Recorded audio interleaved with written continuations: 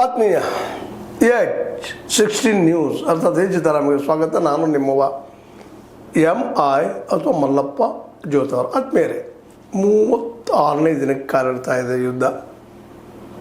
Iran, America, Israel ಮಧ್ಯದ ಯುದ್ಧ ಇಡೀ ವಿಶ್ವದ ಅರ್ಥವ್ಯವಸ್ಥೆಯನ್ನು ಹದಗೆಡಿಸ್ತಾ ಇದೆ ಅನ್ನೋದು ಎರಡು ಮಾತಿಲ್ಲ.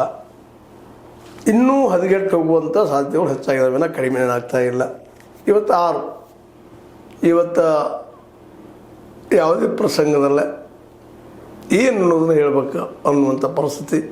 ಆ ದಿಶೆಯಲ್ಲೇ ಟ್ರಂಪ್ರಂತಿ ಟೈಮ್ ಮೇಲೆ ಟೈಮ್ ಕೊಟ್ಟು ಸೀಸ್ ಫೈರ್ ಅಂತ ಕೊನೆಗೆ ಮತ್ತು ಮುಂದೆ ಹೋಗ್ಬೋದು ಅಂತ ಅನ್ನುವಷ್ಟರಲ್ಲ ಅವ್ರದ್ದಿಂದವರು ಪೂರ್ತಿಯಾಗಿ ಈ ಸಲ ಈಗ 4 ಸಲ ಅಂದಿದ್ದಾರೆ. ಇದನ್ನು ನಿಮ್ಮ ಇರಾನನ್ನು ಓದ ಪ್ರಾಚೀನ ಕಾಲಕ್ಕೆ ಓದಿ ಮುಟ್ಟಿಸಿಬಿಡ್ತಾನೆ, ನಿಮ್ಮದೆಲ್ಲ ನಾಶ ಮಾಡಿಬಿಡ್ತೀನಿ, ಏನೂ ಉಳಿಯೋದಿಲ್ಲ ನಿಮ್ಮದು ಅನ್ನುವಂಥ ಬೆದರಿಕೆಯನ್ನು ಹಾಕ್ತಾನೆ ಇದ್ದಾರೆ. ಅದೇ ಕಾಲಕ್ಕೆ ಇರಾನ್ ಸಹಿತ ದಾಳಿಯನ್ನು ಮುಂದುವರಿಸ್ತಾನೆ ಇದೆ. ಈಗಾಗಲೇ ಇರಾನ್ ಮೇಲೆ ದಾಳಿ ಸಾಕಷ್ಟು ಆಗ್ಯದ. ಅದೇ ರೀತಿ ಇರಾನ್ನಿಂದ ಇಸ್ರೇಲ್ ಆಗಿರ್ಬೋದು, ಅರಬ್ ದೇಶಗಳಾಗಿರ್ಬೋದು ಸಾಕಷ್ಟು ಹಾನಿಯನ್ನು ಅನುಭವಿಸಿದಾವ. ಈಗ ನೆಕ್ಸ್ಟ್ ಏನಪ್ಪ ಅಂತಂದ್ರೆ ಇರೋದು ಈಗ ಹಲವು ಸಲ ಹೇಳಿದ್ದು ಡೂ ಆರ್ ಡೈ.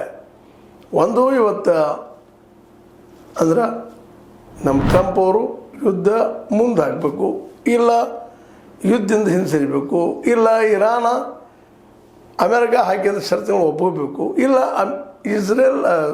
ಇರಾನ್ ಹಾಕಿದ ಷರತ್ತುಗಳನ್ನ ಇಸ್ರೇಲ್ ಅಥವಾ ಅಮೆರಿಕ ಒಪ್ಕೋಬೇಕು. ಇವೆಲ್ಲ ಒಂದು ತಳಕ್ಕೆ ಮೊಳಕಿದ್ದಂಥದ್ದು. ಅದರಲ್ಲೂ ಇರಾನ್ ಹಾಕಿದ ಷರತ್ತುಗಳಂತೂ ಅಮೆರಿಕ ಮೋಸ್ಟ್ಲಿ ಒಪ್ಪುವ ಸ್ಥಿತಿಯಲ್ಲಿಲ್ಲ.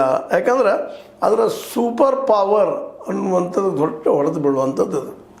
ಯಾಕಂದ್ರೆ ಮಧ್ಯ ಏಷ್ಯಾ ಅಥವಾ ಇವತ್ತಿನ ಅರಬ್ ದೇಶಗಳಿಂದ ಅಮೆರಿಕ ತನ್ನ ಎಲ್ಲ ನೆಲೆಗಳನ್ನು, ಎಲ್ಲ ವ್ಯವಹಾರವನ್ನು ಕಿತ್ಕೊಂಡು ಹೋಗಬೇಕು ಅನ್ನುವಂಥದ್ದು, ಮತ್ತು ಅದೇ ಕಾಲಕ್ಕೆ ಇಲ್ಲಿವರೆಗೆ ಆದಂಥ ಇರಾನ್ಗಾದಂಥ ಹಾನಿಯನ್ನು ತುಂಬಿಕೊಡಬೇಕು ಅನ್ನುವಂಥ ಇವೆಲ್ಲ ಕಂಡೀಷನ್ನ ಇವೇ